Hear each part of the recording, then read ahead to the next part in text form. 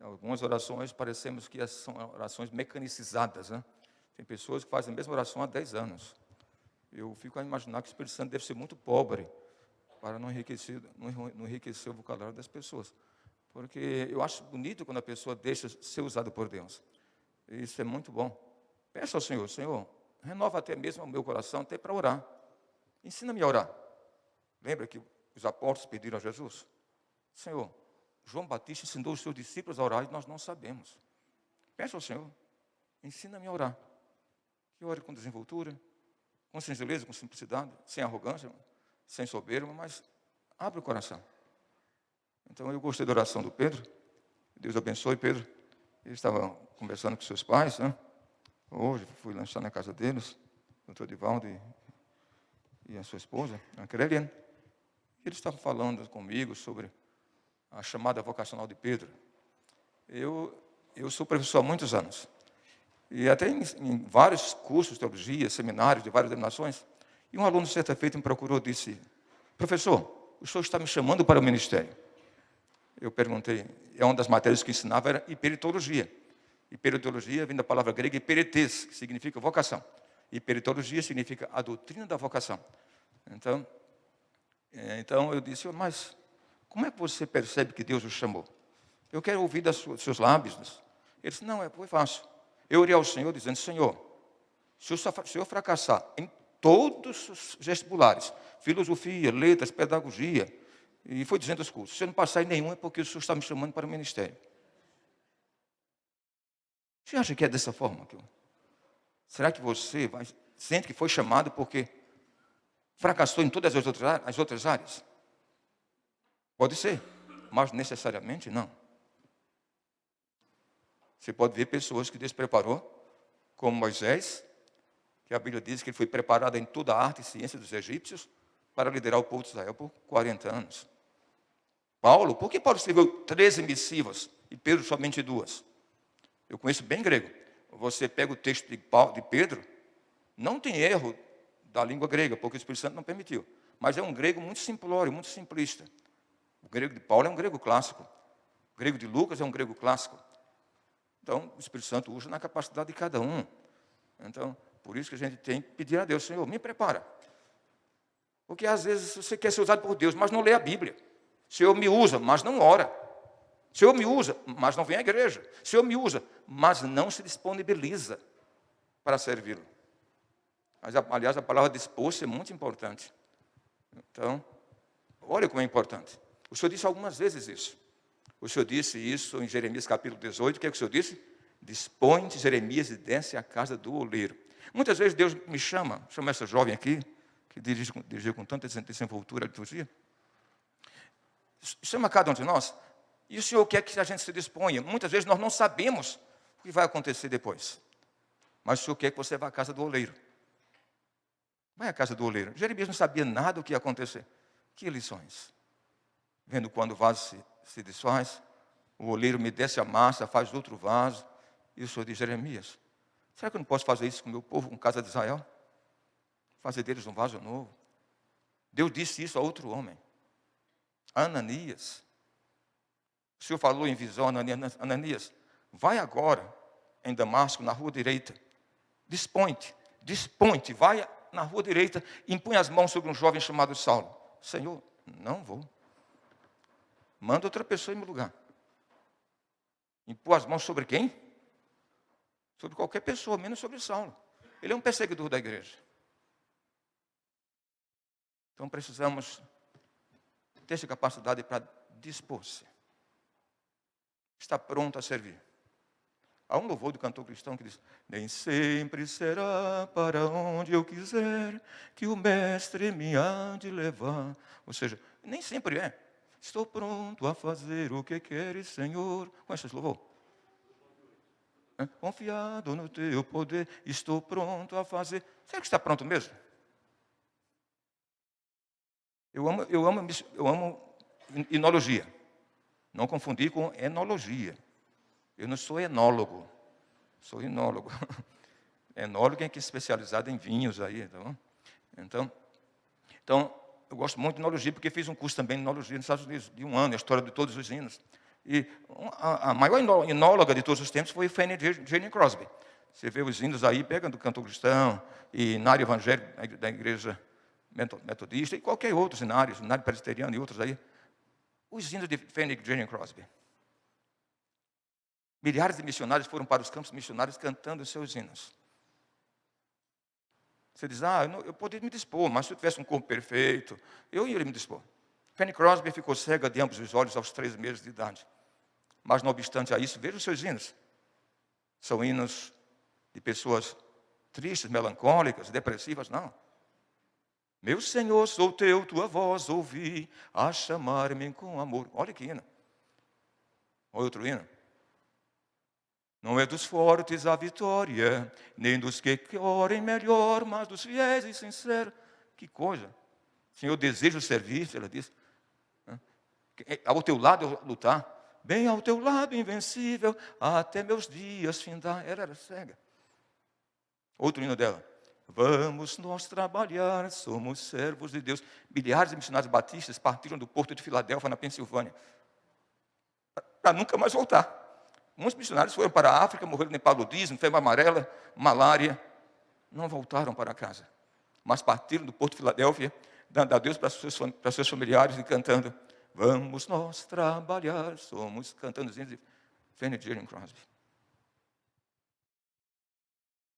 Pense numa pessoa cega cantar. Que presente estar com Cristo, face a face, que prazer, ver seu rosto tão bonito, face a face eu hei de vê-lo em plena glória, hei de ver o meu Jesus, face a face eu hei de vê-lo. Ela era cega, mas tinha a confiança resoluta de que ia ver o seu Senhor. Então, queridos, não é desculpa, eu não tenho dom, não sei pregar, não sei falar, não sei cantar. Algum dom você tem. Peça ao Senhor, Senhor, me mostra qual o dom que eu tenho. Misericórdia é um dom, está a Bíblia lá. Tem 3 listas de dons, Efésios capítulo 4, 1 Coríntios capítulo 12, e também tem, lá também, em Romanos capítulo 12. Ele fala lá os dons de misericórdia, exercer misericórdia, compaixão e assim por diante. Se você não sabe pregar, nem orar, nem cantar, pode exercer compaixão, misericórdia. Saber receber os visitantes, levantar os caídos. Sabe o que eu digo sempre, por onde prego? Minha esposa sabe disso. Antes de conhecer a Paulo, quando chegar no reino dos céus, eu quero abraçar Barnabé. Porque quem treinou Paulo é maior do que ele. Barnabé não escreveu. Escreveu um livro, mas não entrou no livro, no cano. As pessoas não sabem disso. Havia 127 livros escritos no primeiro século. Como ficou só 27? O cano foi fechado só no ano 397 depois de Cristo. 400 anos para fechar o Novo Testamento. E fechou graças à opinião de Santo Atanásio, o credo atanasiano, que foi o credo modelo. Então, havia alguns livros sobre a história da igreja. Não foi só o livro de Atos.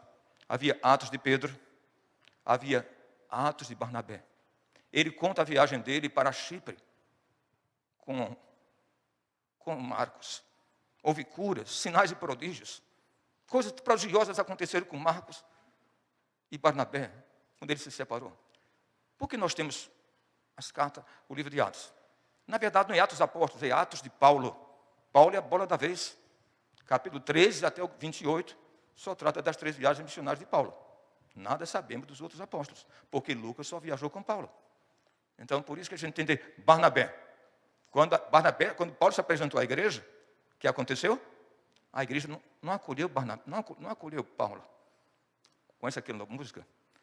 Não fica bem a gente passar bem, outro caristia. Eu choro quando canta isso, porque essa música eu quero ouvir no reino dos céus. Eu sei que quem escreveu foi Guilherme Quer, mas olha, eu quero escutar, viu? Sei que é nosso musicista. Ainda mais quando se sabe o que fazer e não se faz.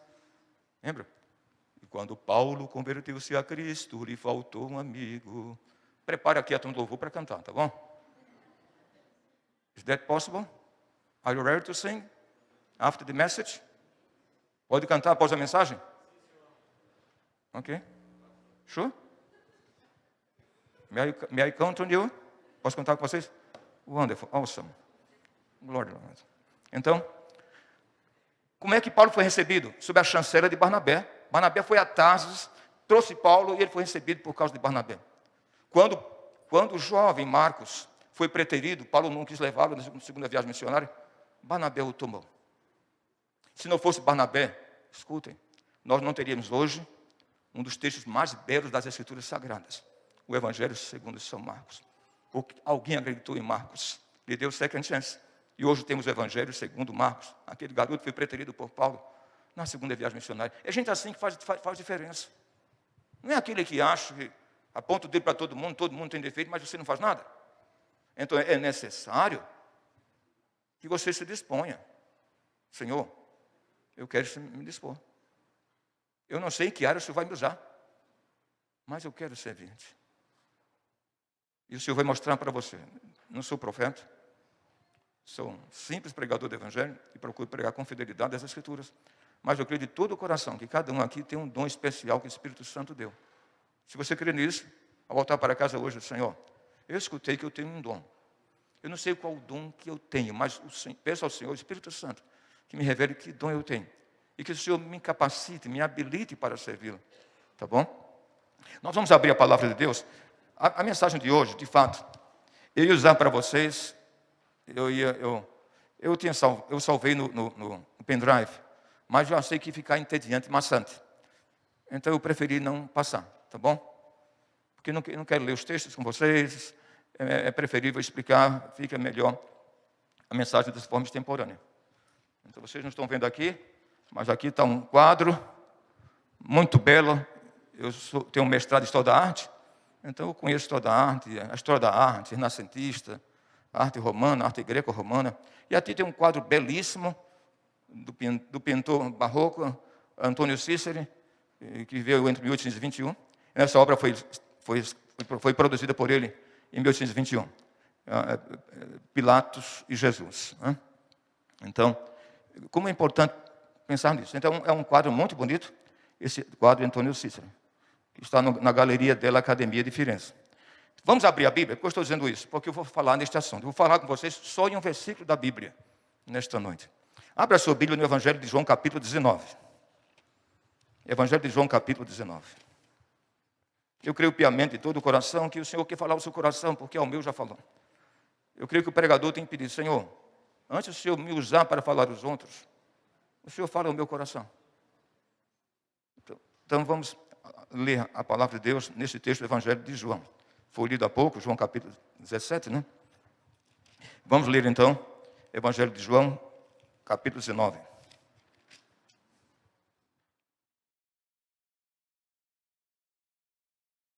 Tá bom?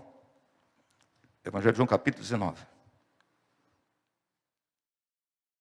Vamos ler os versículos 4 e 5, para melhor compreensão. Sentados como estamos, todavia com o coração reverente. Porque às vezes o pregador diz, levantemos em reverência a palavra de Deus. Isso é bela. Mas não significa que você sentado não esteja em reverência. A reverência é uma postura da alma. Se você está em pé aqui, mas está pensando no Faustão ou no jogo do Flamengo, não vai ter virtude. Né? Então, eu brincar com o Flamengo, não posso brincar porque não vão me convidar mais. Eu estou brincando. Por isso que eu não torço por time nenhum, sabia? Para ficar bem com todos. Né? Perguntar, eu disse, eu não torço por time nenhum.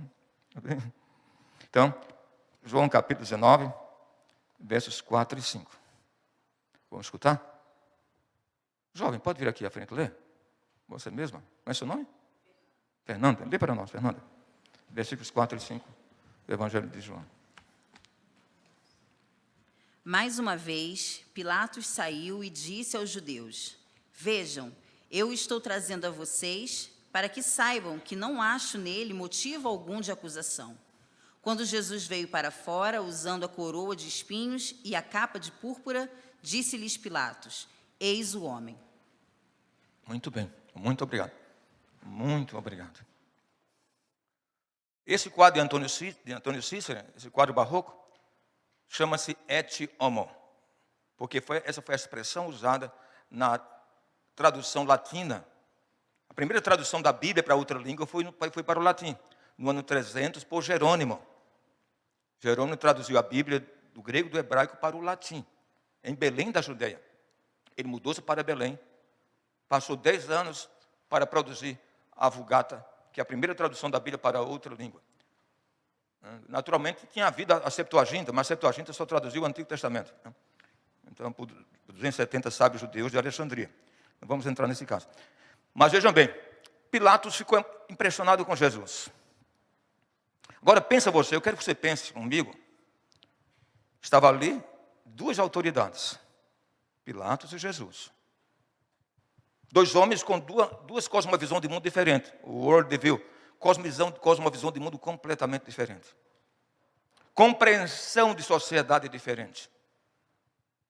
Pilatos estava ali para servir ao Império Romano. De fato, ele não queria ir para lá. Pôncio Pilatos não queria. Ele foi lá como castigo de Tibério César. Tibério César falou para ele, olha, eu quero que você vá para lá. Ele disse, mas eu não quero. Nem a esposa dele, a Cláudia Prócula, queria ir. Mas ele foi para a Judeia. E foi morar em Cesareia Marítima. Mas ele não queria ir. Ele ficou ali 10 anos. Do ano 26 ao ano 36 depois de Cristo. Por 10 anos. Segundo os historiadores da época, como por exemplo, história eclesiástica, se você quer conhecer, alguém pergunta a mim, pastor, professor, como é que eu conheço um pouco o que aconteceu depois da morte dos apóstolos? Eu digo que a obra mais confiável para você ler é a obra História Eclesiástica de Eusébio, que foi produzida no ano 325 depois de Cristo. Ele narra tudo o que aconteceu com o cristianismo, da morte dos apóstolos de João, do ano 95 da era cristã, até o ano 325, quando aconteceu o concílio de Niceia. Então é uma obra clássica, e ele vai dizer que Pilatos era muito violento. Aliás, houve várias reclamações da província da Judeia a Tibério César por causa da violência de Pilatos. Mas no tocante a Jesus, ele ficou impressionado com Jesus e ele queria soltar a Jesus. Mas quando disseram, se você o solta, você é inimigo de César. E ele não teve coragem de soltar a Jesus. Naturalmente, é claro, Jesus tinha que cumprir os desígnios de Deus. Por isso Jesus Pilatos o soltasse. Jesus não poderia ser assassinado. Jesus tinha que ser morto como ovelha para o sacrifício. Tinha que cumprir a profecia de Isaías 53. Jesus não foi Marte, queridos. Tem até música que fala Jesus, mas tem música cristã. Jesus não foi Marte. Jesus se voluntariou para morrer no Calvário. Por isso ele diz em João capítulo 10, versículos 17 a 20. Ninguém tem poder para tirar a minha vida. Eu mesmo a dou. Eu tenho poder para dar a minha vida e para reassumi-la. Esse poder eu recebi de meu Pai. Então Jesus se voluntariou. Daí porque a sua morte foi vicária.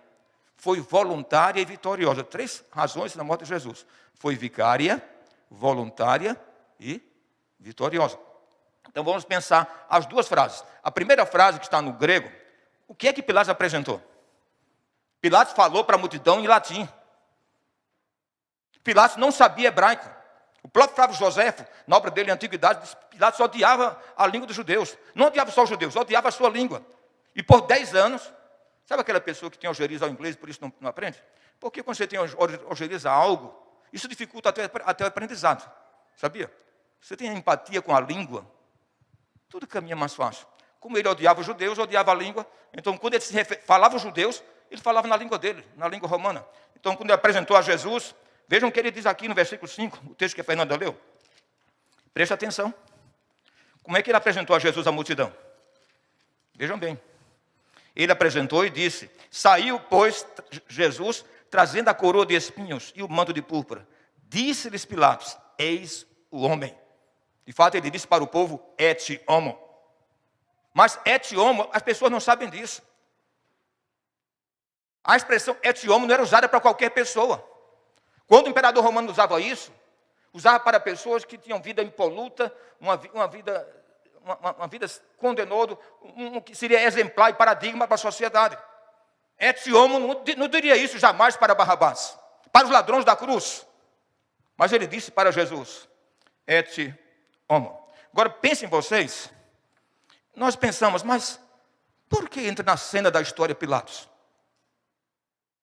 Já imaginou isso? Será que Pilatos pensou que algum dia estaria no credo apostólico? Você já ouviu falar do credo apostólico? nós batistas e outras denominações, temos até algerias ao credo apostólico, porque pensamos que é católico. Não tem nada a ver com catolicismo. O credo surgiu antes do surgimento da Igreja Católica. A Igreja Católica surgiu no ano 381, fundada por Teodósio I, imperador romano. E é ali que se constitui a Igreja Católica Apostólica Romana. Então, o credo apostólico surgiu antes. Não havia Bíblia. O povo não tinha Bíblia. O cano do Novo Testamento não estava fechado. Então, a igreja se reuniu na patrística e decidiram criar um credo que fosse uma visão lacônica e concisa de toda a compreensão do cristianismo. Por isso que escreveram: creio em Deus Pai Todo-Poderoso, Criador dos céus e da terra. Creio em Jesus Cristo, nosso Senhor, o qual nasceu da Virgem Maria. Aí quando fala isso, um bom batista dá um pulo para trás. Nasceu da Virgem Maria, sim. Ela foi virgem até a concepção de Jesus, até ele nascer. Não há erro teológico algum. Nasceu da Virgem Maria. Padeceu. Olha como escreveram os teólogos da patrística. Padeceu sob o poder de Pôncio Pilatos. Pilatos, sem saber, entrou no plano de Deus para julgar Jesus. Jesus morrer por todos nós. Deus usou o Império Romano. Deus usou os gregos para produzir a língua do Novo Testamento. Deus usou os judeus para produzir a cultura monoteísta. Deus usa pessoas. É bom que você compreenda isso. Então, vamos pensar por que Jesus disse et homo. Depois, o João foi escrever idu ho anthropos, eis o homem. Mas o que Pilatos disse foi et homo.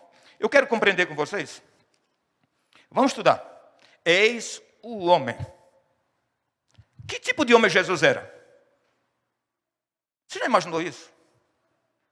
Como é que aquele camponês, aquele jovem que caminhava nas estradas da Galileia, à beira-mar da Galileia, nasceu em Belém, cresceu em Nazaré, como é que ele mudou a história? Como é que ele mudou o mundo? E hoje 2,5 milhões de pessoas o seguem. Sabe que fizeram essa pergunta, sabe para quem? Para Napoleão Bonaparte. E olha o que aconteceu. Em 1815, toda a Europa caiu aos pés de Napoleão Bonaparte. Até 1815. Até 1805. O mundo todo estava, a Europa toda e o Oriente estava aos pés de Napoleão Bonaparte. Mas em 1815 ele perdeu a batalha de Waterloo para o general Wellington. Ele foi retirado do poder de repente. O poder se esvaiu em suas mãos. E ele foi levado para o exílio, exilado na ilha de Santa Helena, norte da África. Sabe que aquele poder que a gente tem, às vezes, quando se esvai, desaparecem todos os amigos? Assim aconteceu com ele, ninguém o seguiu. Só um fiel escudeiro foi com ele para a ilha de Santa Helena, no ano 1815. E ele veio a morrer em 1821. Você conhece a história do Brasil? Por que você acha que a família real e Dom João VI veio para o Brasil em 1808? Sabia por quê?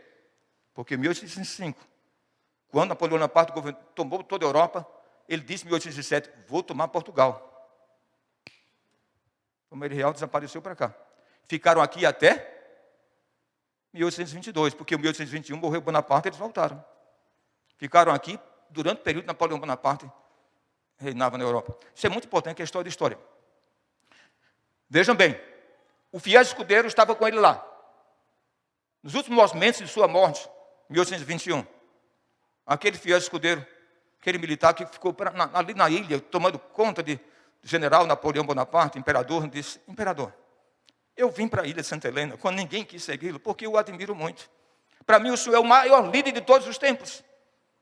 Eu quero fazer uma pergunta para o senhor antes que o senhor morra. Se eu admiro desta forma, quem é que o senhor admira como líder? E aquele militar pensou que ele ia dizer Aníbal Cartaginês, Alexandre Magno, Carlos Magno, e assim por diante, os grandes líderes da história. Ele disse, não, o líder que eu mais admiro é Jesus. E o fiel escudeiro dele ficou desapontado. Mas por quê? Mas por que Jesus? Ele disse, porque eu, Napoleão Bonaparte, general, imperador, que dei tantas vitórias à França, fui jogado no esquecimento, no pó e no ostracismo na ilha de Santa Helena. Se eu dissesse hoje para os franceses, morram por mim, nenhum deles o faria.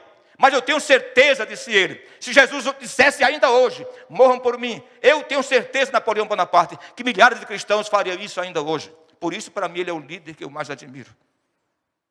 Como era Jesus? Por que tantos morreram por ele? Tertuliano, na sua apologia, escrevendo para o imperador Trajano, no ano 120, ele diz que o sangue dos mártires era a semente da igreja. Meus irmãos, eu já viajei muito levando caravanas. Já estive algumas vezes em Roma. Eu digo a vocês, quando eu chego no Coliseu Romano, eu choro. Porque eu penso ali o que aconteceu quando o imperador Tito inaugurou o Coliseu. Foram 6 meses de profundo derramamento de sangue. Se conta que milhares de cristãos foram chacinados, mortos, crucificados, rasgados pelas feras. Era o circo romano, por 6 meses, no ano 80, quando foi inaugurado o Coliseu. A Via Ápia Romana, por muito tempo, brilhou à noite, foi iluminada à noite, com corpos de cristãos betumados com asfalto. Por que tanta gente morreu e ousou morrer por ele? Se ele fosse um homem comum, se ele fosse um homem qualquer. Eis o homem. Então, a primeira coisa que precisamos entender é este homem. Quem é este homem? Quem é este homem? Primeira coisa, eis o homem que conhece mais do que qualquer pessoa a dor e o sofrimento do outro. Olha, nós vivemos numa época, eu digo a vocês, eu não sou psicólogo, o Pedro está estudando psicologia, né? Aliás, eu acho um curso excelente para um pastor. Né? Se a pessoa souber conciliar bem, é uma excelente ferramenta para usar para aconselhamento e para ajudar pessoas. Vivemos numa época de profundo sofrimento. O mundo está com 8 bilhões e 200 milhões de habitantes. A Índia, há pouco tempo, ultrapassou a China. 1 bilhão e 550 milhões de pessoas na Índia, com 3 milhões e 200 mil quilômetros quadrados. 1/3 do Brasil. Extensão geográfica. Você pode imaginar isso? Pode imaginar o sofrimento de hoje? Um mundo com tanta gente. Mas um dos males maiores é a solidão. Sabe por quê? Porque proximidade geográfica não gera relacionamentos fraternos. Você pode estar ao lado de alguém, mas está com vontade de morder o pescoço dele. Ou seja, você pode estar ao lado de alguém num ônibus, sentir o cheiro dele, que não é de polo, nem azarro, nem Fahrenheit, nem Paco Rabanne, no Emílio, é outro cheiro. Você está ali pertinho, mas não sente nada por aquela pessoa. Por quê? Porque proximidade geográfica não gera relacionamentos. O mundo está com 8 bilhões de pessoas, mas o mundo nunca sentiu tanta solidão. Veja os males da sociedade. Solidão, depressão, alienação. Por que tanta gente se suicida? Os países da Escandinávia, o doutor Carlos conhece. Sabia que a Noruega, Dinamarca e Suécia são os países onde acontece mais número de suicídio em toda a Europa? Aí você vai lá, pega a revista Forbes. Os países de melhor qualidade de vida do mundo, melhor IDH, são os países da Escandinávia. Mas são os países com maior número de suicídio no mundo. Alguma coisa está errada com a sociedade. Sabe por quê? Sabe que está errado? Quem aponta muito bem isso é o psicólogo suíço-francês Erich Fromm, na sua obra O T e o C. Ele disse quase um profetismo quando lançou essa obra em 1963, em Geneve. Ele é professor de Geneve, na Suíça. Ele disse, o Ocidente vai cair. Zombaram dele. Hoje é real. O Ocidente vai cair, porque nenhuma sociedade se perpetua, se eterniza, se valoriza o T em lugar do C. Muita gente valoriza você pelo que você tem. Em lugar de dizer eu te amo, devia dizer eu te uso. Então é a sociedade de hoje. Deploravelmente. Vivemos num mundo assim. Jesus conhece a dor. Eis o homem que conhece a dor e o sofrimento. Porque assim foi preconizado pelo profeta. Foi assim que o profeta vaticinou a vinda dele. Era desprezado entre os homens. Homem de dores, que sabe o que é padecer. E como um de que os homens esconderam o rosto, era desprezado e dele não fizemos caso algum. Você imaginou essa profecia? Já imaginou isso? Nós queremos ser queridinhos de todo mundo. Eu tenho preocupação quando a igreja quer ser querida de todo mundo. Porque Jesus disse, ai de vós quando o mundo vos louva. Não pode o mundo odiar-vos, mas a mim me odeia, disse Jesus, porque eu dou testemunho de que as obras humanas são perversas. Quando a gente vê que a igreja é amada por todo mundo, desconfie.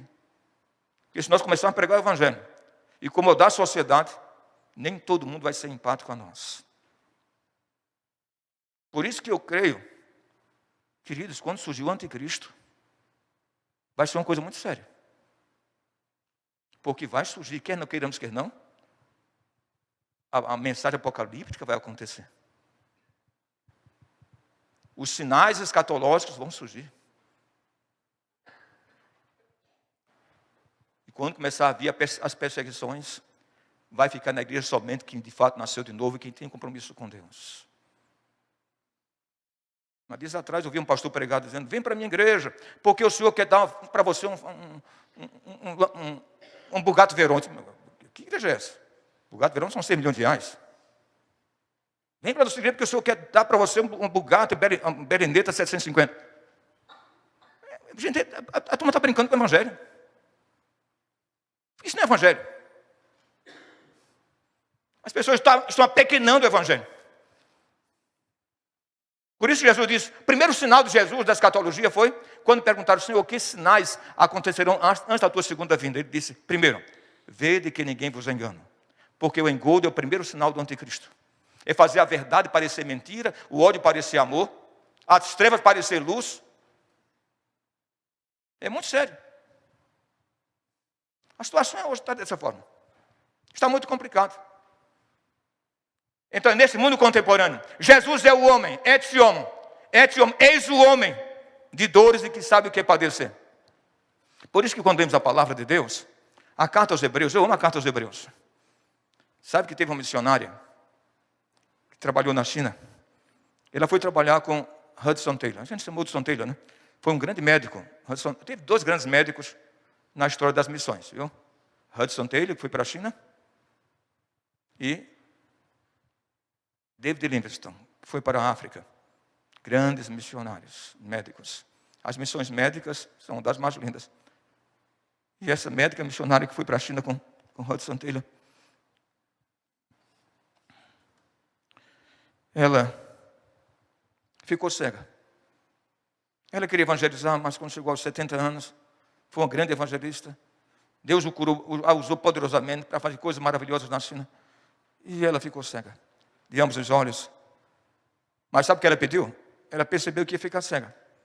Ela disse: Senhor, antes que eu fique cega, dá-me a bênção de memorizar a carta aos Hebreus.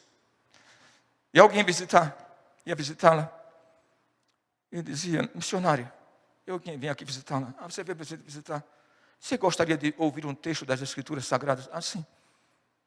E ela começava: havendo Deus outrora falado aos pais pelos profetas, nesses últimos dias falou pelo Filho, a quem constituía dele todas as coisas, através do qual também fez o universo. Ele é esplendor e a figura exata do ser de Deus. E ela começava, e ela memorizou os 13 capítulos da carta aos Hebreus, e quando terminava, as pessoas estavam chorando, convertidas diante dela. Mas você nem lê a palavra, mas quer ser usada por Deus. Não ora, mas quer ser usado por Deus. Não vai acontecer isso. A menos que nós nos disponibilizemos para Deus nos usar, Deus não vai usar. Compreenda isso. Então Jesus é um homem de dores que sabe o que é padecer. Abra a sua Bíblia e vamos ver o que é que a palavra de Deus fala sobre ele. Por que podemos vir a ele? O que é que o escritor na carta aos Hebreus escreve? Capítulo 4 da carta aos Hebreus. Está aqui, mas aqui são 25 páginas a mensagem. Então eu estou fazendo a concisão da concisão, a laconização da laconização. Então, vejamos então na carta aos Hebreus, capítulo 4. Abra a sua Bíblia, por favor. Capítulo 4 da carta aos Hebreus. O que é que vai dizer o texto, versículos 14 a 16? Posso pedir um voluntário ou eu tenho que chamar aqui à frente? É melhor que você se voluntarie, senão eu vou chamar. Você quer vir aqui? Você que está ao lado da sua esposa aí? Sim, você mesmo. Pode vir? Você ou sua esposa, tanto faz. Um dos dois, são os dois de uma só carne, né? Então, bom, a Bíblia diz isso. Lê para a gente, a senhora pode ler para nós? Leia. Tem a Bíblia aí? Quer ler? Quer ler a Bíblia? Você consegue ler? É uma Bíblia de letra pequena. Versículos 14 a 16. Leia. Tendo, pois, a Jesus, o Filho de Deus, como grande sumo sacerdote que penetrou os céus, conservemos firmes a nossa confissão, porque não temos sumo sacerdote que não possa compadecer-se das nossas fraquezas. Antes, foi ele tentado em todas as coisas, a nossa semelhança, mas sem pecado. Acheguemo-nos, portanto, confiantemente junto ao trono da graça, a fim de recebermos misericórdia e acharmos graça para socorro em ocasião oportuna. É um dos textos da Bíblia que eu mais amo. Porque não, muito obrigado, de todo o coração. Porque não temos um sacerdote que não possa compadecer-se das minhas fraquezas. Mas temos alguém que conheceu a dor e o sofrimento em todas as coisas, exceto em pecado. Acheguemos-nos a Ele, a fim de acharmos socorro e graça em ocasião oportuna. Se nós formos ler a história do cristianismo, das pessoas alquebradas, machucadas, depauperadas, diluídas, que vieram a Ele e encontraram graça na vida dele. Graça em Jesus. Eu creio de todo o coração que uma das marcas distintivas da verdadeira igreja de Cristo hoje é ser uma comunidade terapêutica, onde pessoas solitárias encontram companhia, tristes encontram alegria, desesperançados encontram esperança, perdidos encontram redenção. A igreja tem que ser uma comunidade terapêutica, curadora, saradora. Porque para machucar gente aí fora, já tem um capeta para fazer isso. E o diabo faz muito bem. Temos que ter essa capacidade de curar, cicatrizar pessoas, de parecer com Cristo. A igreja tem que parecer com o Mestre, tem que parecer com Ele. Eis o homem, et homo, eis o homem de dores que sabe o que padecer. Segunda coisa, et homo, eis o homem aprovado por Deus. Conta-se que Antístenes, que viveu na época de Sócrates, Platão e Aristóteles, 5º século, que é o século de ouro da filosofia clássica, e Antístenes saiu pelas ruas de Atenas à noite com a lamparina e procurando assim nas ruas, e alguém perguntou: mas Antístenes, o que você está procurando nas ruas de Atenas à noite? E começaram a ridicularizá-lo e a zombar dele. Eles: eu estou procurando um homem em Atenas e não encontro. Eu estou procurando um homem de bem em Atenas e não acho. Por isso estou com lamparina procurando nas ruas de Atenas um homem. Jesus é tudo aquilo que eu não consegui ser como homem. Jesus é tudo aquilo que você sonhou ser e não vai ser nunca. Posso imaginar isso? Sabe? Tem uma mensagem de Santo Agostinho no livro de Cidade Dei, a Cidade de Deus. E Santo Agostinho conta uma ilustração que quando Jesus estava para vir à terra e tomar forma humana, o pai avisou para os anjos: meu filho vai à terra, ele vai se encarnar, ele vai tomar a forma humana, ele vai morrer pelos pecadores, para que eu os salve. E os anjos disseram para o pai: Senhor, e se ele falhar? E Deus disse, segundo Santo Agostinho: meu filho não falhará. Meu filho não falhará. Abra a sua Bíblia na palavra de Deus.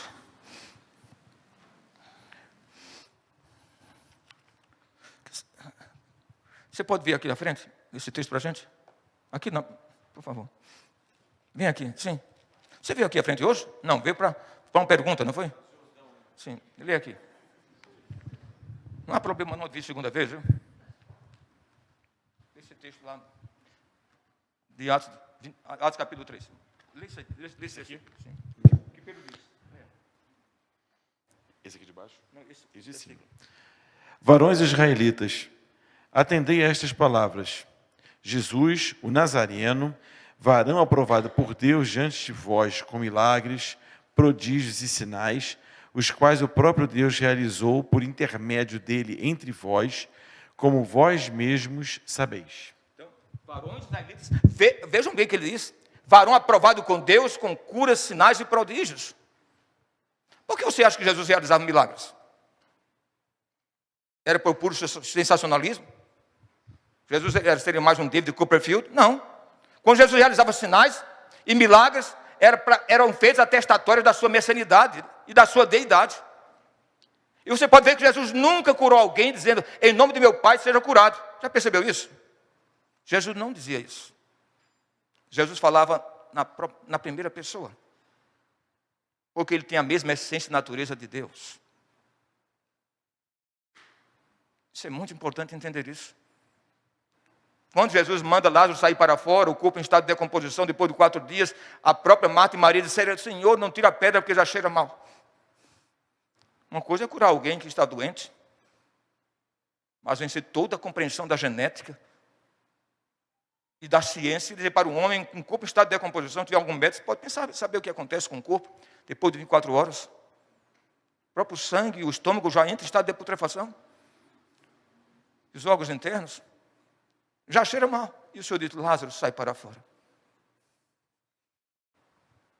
Eis o homem, et homo. Eis o homem de dores que sabe o que é padecer. Segunda lição, eis o homem aprovado por Deus. Jesus é tudo aquilo que você jamais será e eu também. Sabe o que eu fico imaginando? A sociedade de hoje. É muito séria a situação. Quando eu vejo esses influencers da vida. Pessoas aí que não têm nada a ensinar para a sociedade. Não serve de modelo em coisa alguma, mas tem 2 milhões de seguidores. 10 milhões. Sabe o que isso mostra? A oquidão existencial da alma humana no mundo contemporâneo. Quando você vê um cara, usuário de cocaína, adicto com 50 milhões de seguidores, é de clamar aos céus. É de chorar. Jesus é tudo aquilo que o mundo jamais encontrará em outra pessoa. Deixa eu falar para vocês. Um dos professores que eu tive foi o Dr. Frank Poland. Eu vou contar a história para vocês, que eu já contei em sermões. Ele deu aulas de história dos avivamentos. Revival History. Algumas aulas na universidade. E sabe que ele já era muito idoso. Sabe quem ele foi pastor, sabe de quem? De um homem que vocês conhecem muito. Elvis Presley. Elvis Presley foi ovelha dele na igreja batista de Tupelo, Mississippi. Eu morei no Mississippi. E ele contou a seguinte história. Que em fevereiro de 1977, Elvis ligou para ele e disse, pastor Frank Poland, pastor Batista, eu estou em crise. Venha a Grace Mansion aqui em Memphis me visitar. Eu estou precisando do senhor. Ele disse, o pastor dele, quando ele tinha 19 anos na igreja. Aliás, muita gente da música saiu das igrejas batistas do sul, né? Diana Ross, a Houston e próprio Elvis Presley. E ele foi lá, chegou e disse, Elvis, o que é que eu posso fazer por você? Ele disse, eu estou em crise. Eu estou numa situação tão difícil, desesperadora. A esposa dele tinha abandonado ele, Priscilla Presley, e estava em profunda crise. E o pastor disse, você quer voltar para Jesus? Você tem que voltar. Você tem que esquecer a fama. Eu sei que você é admirado como o maior cantor da música pop mundial. Você tem que voltar para Cristo. Só Jesus pode preencher a oquidão da sua alma. Ele disse, pastor, ore por mim. Olha a frase que ele disse. Saiu no jornal Clarion Ledger do Mississippi. Fevereiro de 1977. Elvis declara ao seu pastor, batista, Frank Paul, eu sou tão infeliz e solitário quanto o inferno. Agosto de 77 foi encontrado morto na sua mansão. É um preço muito alto ganhar o mundo e perder a Cristo. Você tem que pensar nisso. É um preço muito alto. Muito alto. Por isso Jesus disse que adianta o homem ganhar o mundo todo se perder a sua alma.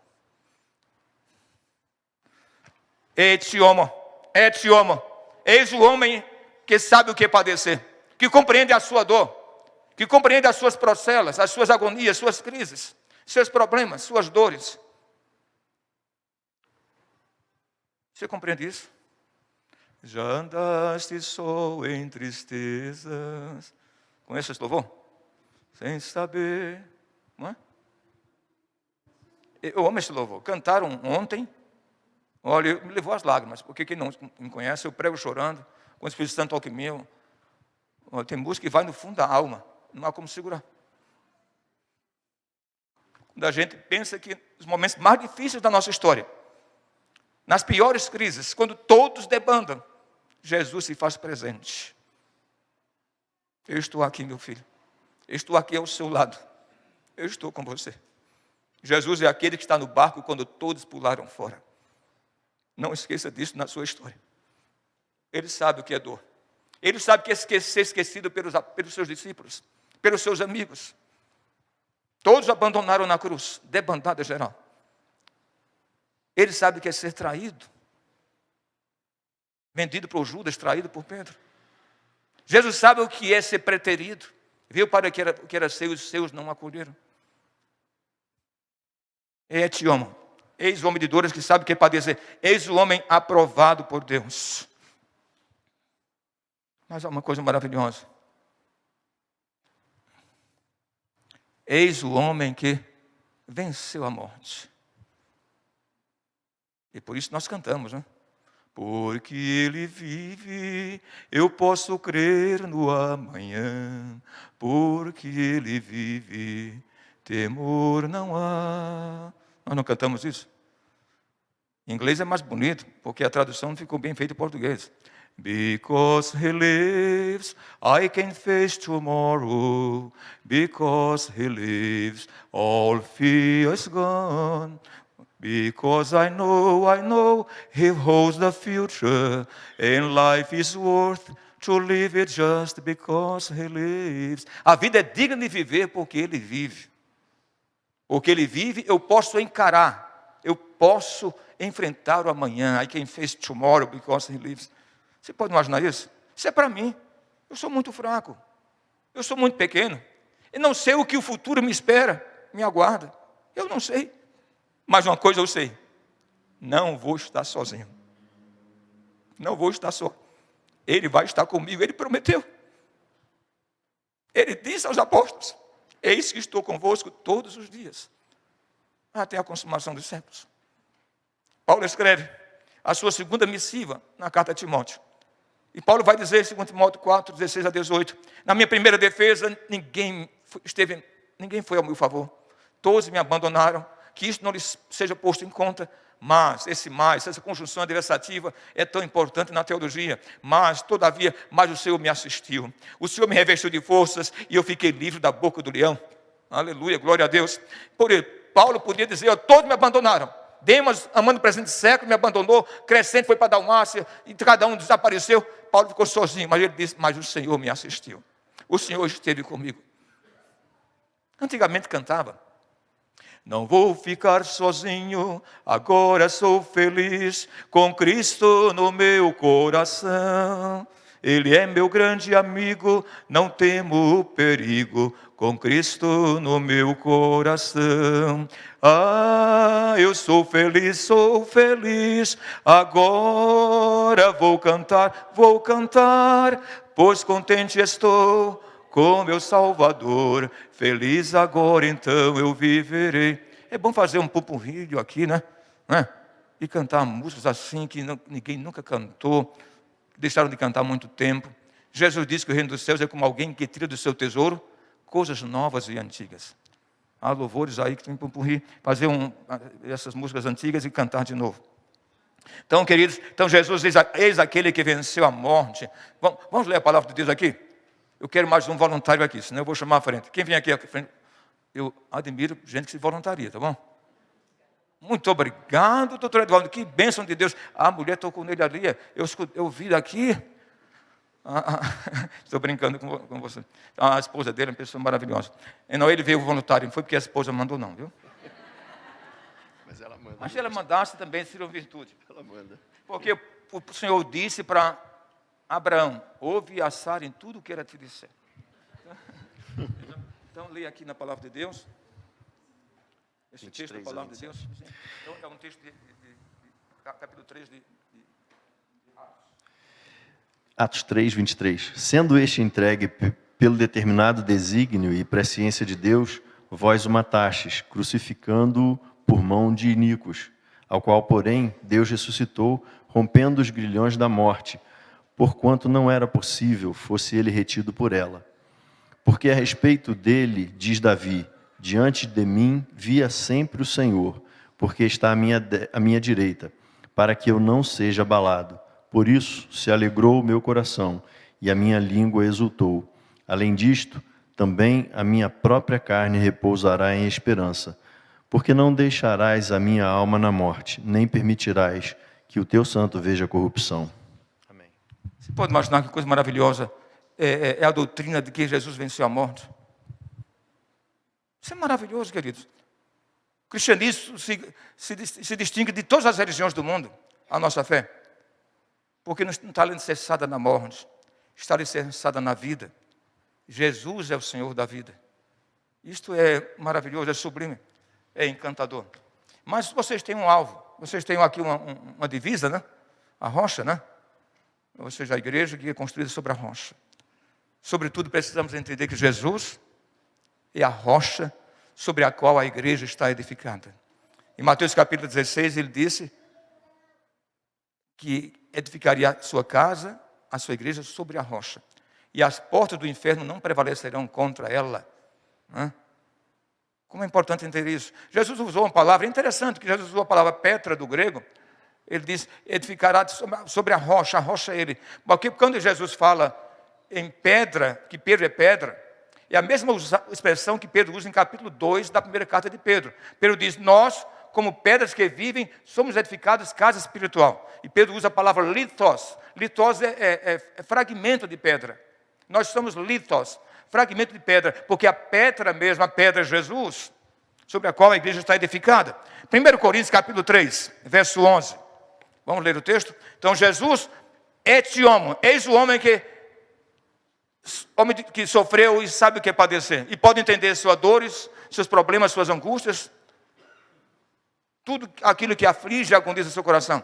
Eis o homem aprovado por Deus, que jamais vai falhar com você. Eis o homem que venceu a morte. E eis o homem sobre o qual a igreja está edificada.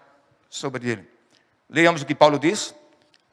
1 Coríntios capítulo 3, versos 10 e 11. Quem vai ler para a gente? Alguém pode vir aqui? Eu gosto de participação. Irmã Carla, vem aqui. Lê para nós. Eu quis inserir isso no texto, porque o doutor Carlos disse, olha, qual a ênfase? Ele disse, a ênfase é sobre rocha, mas o pregador está livre para pregar. Mas eu já tinha colocado isso aqui no sermão. Lê o que Paulo diz para a gente. Muito obrigado. Porque ninguém pode lançar outro fundamento além do que foi posto, o qual é Jesus Cristo. Muito obrigado. Muito obrigado. Ninguém pode lançar outro fundamento, o qual já foi posto, que é Jesus Cristo. Ele é a rocha da igreja. Mas sabe de uma coisa? Eu fico a imaginar, de todo o coração. Por que tanta gente coloca toda a sua confiança em líderes religiosos? Ou nas denominações? Ou em situações ou circunstâncias e contingências? Tudo isso passa. Há grandes catedrais da história que deixaram de existir. Estão vazias. Você vai à Europa, vem encontrar aquelas grandes catedrais vazias, abertas para pessoas tirarem fotografias. E assim por diante. Eu estava em 86, a primeira vez que fui à Holanda. Eu fui para participar de um congresso da Billy Graham Association. E entrei numa catedral enorme no centro de Amsterdã. Entrei na igreja e estava os horários dos cultos. E eu entrei. Ao entrar ali, encontrei o senhor fumando cachimbo na porta da igreja. Eu entrei e olhei o horário do culto. Entrei e fiquei ali esperando. Passou meia hora, não apareceu ninguém. Uma viva alma. Então decidi, cabia pelo menos umas 2.000 pessoas naquela igreja, naquela catedral. Saí, encontrei aquele senhor lá na frente. Eu disse, olha, não vai ter culto? Ele disse, não, aqui não tem culto. Há mais de 50 anos. E era uma catedral reformada, da igreja reformada holandesa. Eu disse, mas não tem culto? Sim, há muitas décadas. E por que está aberto? Está aberto porque as pessoas vêm aqui, turistas, vêm tirar fotografias. Eu disse, e o senhor o que é? Ele disse, eu sou pastor da igreja. Lembra daquela história?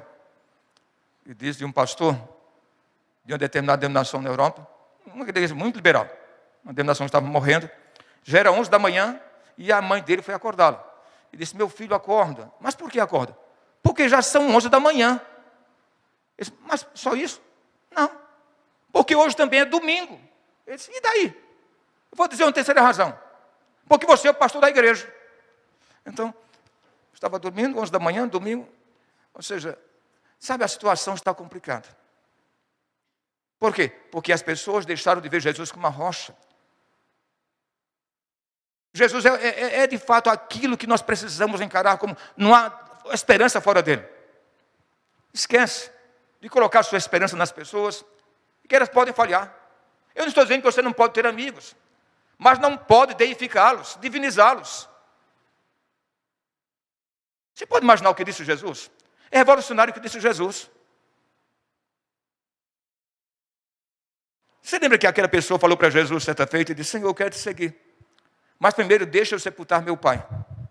Ou deixa eu me despedir da minha família. Jesus disse: se alguém lança a mão do arado e olha para trás, não é apto para o reino dos céus. Sabe, queridos, muitas vezes, nós como evangélicos, como cristãos, nós precisamos de outras fontes de sustentação que sirva de esteio para a minha vida. É por isso que nós precisamos mais do que nunca ver Jesus como uma rocha da igreja. Precisamos olhar para Ele e dizer: Senhor, o Senhor é a minha sustentação. O Senhor é o meu esteio, é o meu porto seguro. Conta Malbataã, no seu livro Lendas do Céu e da Terra. Olha o que ele conta. Que no século XII, um imperador medieval, precisamos fazer isso, olhar para Jesus e não perdê-lo de vista. Lembra o que diz Hebreus 13, versículo 2? Olhando firmemente para Cristo, o autor e consumador da nossa fé. E Malbataã, eu gosto muito dos textos de Malbataã, Lenda do Céu e da Terra, e o Homem que Calculava, História das Mil e Uma Noites. E ele conta no seu livro, História dos Céus da Terra, Lendas do Céu e da Terra, ele conta que um rei medieval decidiu, era seu aniversário, e ele decidiu mandar soltar um dos prisioneiros do palácio. E chamaram um prisioneiro escolhido e disse: olha, o rei está de bom grado e está feliz que hoje é o seu aniversário e queremos lhe dar uma responsabilidade. Se você cumprir essa responsabilidade, você vai ser liberto. Pode voltar para casa, você está livre. E qual era a responsabilidade? Andar por todas as ruas do palácio com uma taça transbordante de vinho. Descer todas as escadas do palácio. As ruas estavam apinhadas de gente, estandartes e bandeiras por toda parte. E aquele homem saiu com o cálice, descendo as escadas, andou por todas as ruas. E depois de quase 4 horas, volta, segundo Malbataã, belamente descreve. E o homem sobe as escadas do palácio e chega nas mãos do rei e entrega a taça transbordante de vinho sem derramar uma gota sequer. E o rei ficou admirado, porque essa tarefa ele tinha dado há muitos anos a muitos prisioneiros e todos morriam. E perguntou a ele: mas você não viu? Você não viu que hoje, no meu aniversário, as ruas estão cheias de estandartes e bandeiras? Não viu como o palácio está bonito, como tudo está florido, como tudo está belo ao seu redor? E o prisioneiro disse: majestade, eu não poderia ver nada disto. Eu não poderia ver nada disto, porque a minha vida estava concentrada nesta taça. Sabe, queridos, nós estamos estamos em devaneios com muita coisa. A igreja está se entretendo com muitas coisas que às vezes são periféricas, que não faz parte do centro da vontade de Deus. Precisamos olhar para Jesus como aquele homem que estava olhando para aquela taça, olhando firmemente para ele, dizendo: Senhor, haja o que houver, aconteça o que acontecer, eu vou seguir-te. Sabe? É isso que faz diferença entre um discípulo e um religioso. O religioso pode ficar algum tempo na igreja, mas diante da primeira coisa que escandalizar, ele pula fora. Jesus nunca disse: ide fazer membros de igrejas. Jesus disse: ide fazer discípulos. O discípulo não arreda dele. O discípulo morre por ele. Vai para o Coliseu Romano dar a vida por ele. O religioso jamais faria isso. Então precisamos olhar para ele. Olhar somente a ti, Jesus. Olhar somente a ti, Jesus. Olhar somente a ti, Jesus. E não olhar atrás. Um hino cantado por Luiz de Carvalho, né? Aquele cantor batista. Então, queridos, vamos pedir ao Senhor: Senhor, et homo. Eis o homem. Primeira coisa, ele é homem de dores, que sabe o que é padecer e pode entender a sua dor, seus problemas, suas dificuldades, suas crises. O Senhor sabe que é angústia em seu coração. As pessoas seus desapontamentos. O Senhor conhece tudo a seu respeito. Eu não conheço, mas Jesus sabe. Ele pode preencher a alquidão de sua alma completamente. Porque ele é homem de dores, que sabe o que é padecer. Eis o homem aprovado por Deus. Ele jamais vai falhar. Eis o homem que venceu a morte. Eis o homem que é o alicerce da igreja.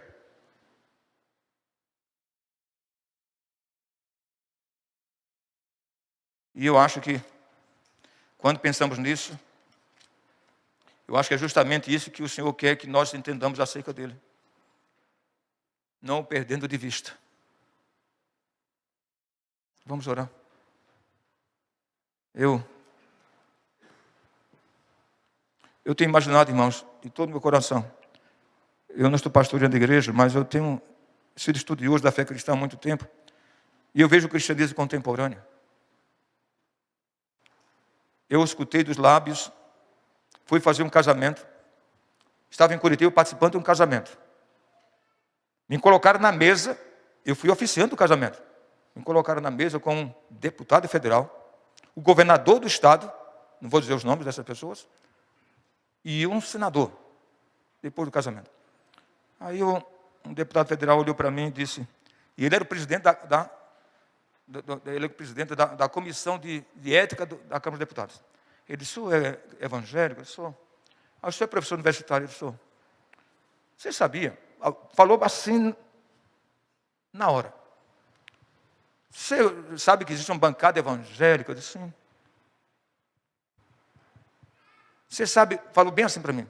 Você sabe que eu não sou evangélico, mas sabe a pessoa que eu mais admiro no Senado? Falou bem assim, na Câmara. A pessoa que mais admiro na Câmara de Deputados é um ateu. Eu disse, mas por quê? Porque ele disse, porque ele é incorruptível. Esse indivíduo é incorruptível. Disse o nome dele, que eu não vou dizer, que eu não vou dar glória a um ateu. Esse indivíduo é incorruptível. Não adianta partido tentar corrompê-lo.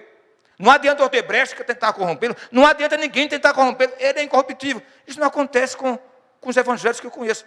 Queridos, isso me deixou em uma tristeza profunda. Então, em todos esses meus desapontamentos, de crises contemporâneas, o Brasil está com quase 50 milhões de evangélicos, mas de discípulos de Cristo, não sei quantos tem isso aí. É necessário não perder Jesus de vista, focar somente nele, para você não ficar pessoa desacreditada, desapontada da vida, sem rumo, sem direção. Olha para ele, deixa ele ser o foco da sua existência. Pai Celeste, em meio a um mundo cheio de desapontamentos, angústias, sofrimentos, em meio a tantas situações contemporâneas que muitas vezes nos faz refletir e ponderar, Senhor, em achar que, como cristãos, não estamos cumprindo a missão como deveríamos cumprir na sociedade contemporânea. Mas quando olhamos para Cristo, eis o homem, et homo, dito por Pilatos, eis o homem, et homo, eis o homem de dores que sabe o que é padecer. Ele foi fiel até a morte de cruz. Por isso ele pode entender minha dor, me entender quando eu sou preterido, entender quando eu me sinto desapontado, me entender quando me sinto triste, melancolizado, quando as pessoas falham comigo. Eu posso entender que posso ir a Ele, a fim de encontrar socorro e graça em tempo oportuno. Eis o homem aprovado por Deus. Vivemos no mundo, Senhor, há milhares de pessoas, influências, que tem milhares de pessoas que o seguem, e são pessoas que não têm exemplo algum para dar à sociedade. Mas, Senhor, o Senhor é aquele que foi aprovado pelo Pai, que jamais falhou. Meu filho não falhará. Ele é aquele que disse, passará os céus e a terra, mas as minhas palavras não passarão, disse o Mestre. Eis o homem que venceu a morte. Oh, Senhor, venceste a morte e venceremos contigo. Oh, meu Deus, eis o homem que é o alicerce, a razão de ser da igreja. Senhor, não permita que percamos o foco de Ti. Não nos permite que entremos em devaneios contemporâneos. Há muitas coisas que nos levam a devaneios, a nos entretermos com o mundo de hoje e perdemos o foco da nossa vida. Não permite que, como igreja, aqui a segunda igreja, seja uma igreja que tenha o foco em Cristo, que Jesus seja a razão da existência desta igreja. É o que te pedimos e clamamos, Senhor, em o nome poderoso, vivo e eternamente vencedor de Jesus, nosso Senhor. Amém, Senhor. Amém. Amém. Senhor, muitos abençoe.